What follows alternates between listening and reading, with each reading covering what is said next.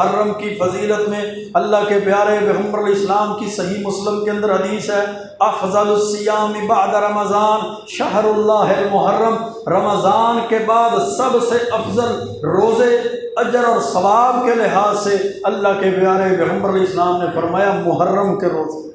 محرم الحرام کے روزے ہیں۔ پھر محرم الحرام کے بارے میں ہی اللہ کے پیارے پیغمبر علیہ السلام کی صحیح مسلم کے اندر حدیث ہے، افضل الصلاۃ بعد الصلاۃ المکتوبہ، فرض نماز کے بعد سب سے زیادہ فضیلت والی نماز الصلاۃ فی جوف اللیل، رات کی نماز ہے، تہجد کی نماز ہے۔ وافضل الصیام بعد شہر رمضان صیام شہر اللہ المحرم، اور رمضان کے روزوں کے بعد سب سے زیادہ فضیلت والے محرم کے روزے ہیں، اور اللہ رب العزت کے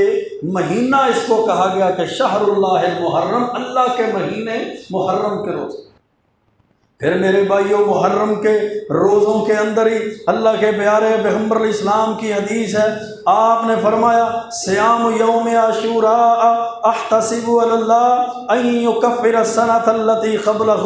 کہ یوم عاشوراء کا روزہ، 10 محرم کا روزہ، جو ہم روزہ رکھنے کی بجائے سبیلوں پہ زور دیتے ہیں، پانی پلانے اور پینے پہ زور دیا جاتا ہے، اس دن تو شریعت نے روزہ رکھنے کا حکم دیا، اور اللہ کے پیارے پیغمبر علیہ السلام نے فرمایا جو بندہ 10 محرم کا روزہ رکھتا ہے، میں اللہ سے پختہ یقین رکھتا ہوں اللہ اس کے ایک روزے کی وجہ سے 1 سال کے گناہوں کو معاف کر دے۔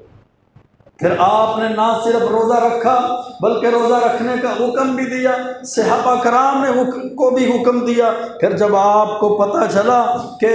یہودی بھی اس دن کی تعظیم کرتے ہیں اور اس دن کا روزہ رکھتے ہیں، تو آپ نے فرمایا ہم موسیٰ علیہ السلام پر زیادہ حق رکھتے ہیں۔ آپ نے دوبارہ رمضان کی فرضیت کے بعد لوگوں کو 10 محرم کا روزہ رکھنے کا حکم دے دیا۔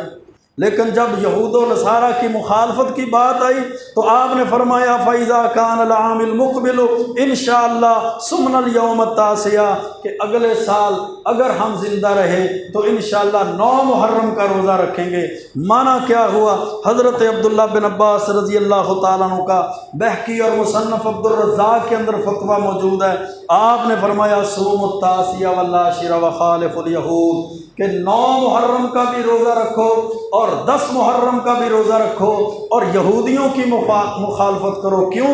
10 محرم کا روزہ رکھنا ہے اجر اور ثواب اور 1 سال کے گناہوں کی معافی کے لیے، اور 9 محرم کا روزہ رکھنا ہے یہودیوں کی مخالفت کے لیے۔ یہ 2 وہ دن ہیں جن 2 دنوں کے اندر ہمارے معاشرے میں سب سے زیادہ بدعات ہوتی ہیں، سب سے زیادہ خرافات ہوتی ہیں، کہیں کفر اور کہیں شرک ہے، تو کہیں غیر اللہ کے نام کی سبیلیں ہیں، تو کہیں ان رافضیوں اور صحابہ کرام پہ تبرہ کرنے والوں کے ساتھ ہمدردیاں ہیں۔ حالانکہ اسلام کا اور اسلام کا حق اور تقاضا تو یہ ہے کہ یہ 2 دن ہمارے گزریں تو غیر اللہ کے نام کی سبیلوں پہ نہ گزریں، یہ 2 دن گزریں تو کھانے اور پکانے اور دعوتوں کے نام پہ نہ گزریں، بلکہ یہ 2 دن گزریں تو اللہ رب العزت کی رحمت کے ساتھ روزے کی حالت میں گزریں۔ پھر ہمارا تعلق اسلام کے ساتھ صحیح ہے، پھر ہماری محبت اللہ کے رسول کے ساتھ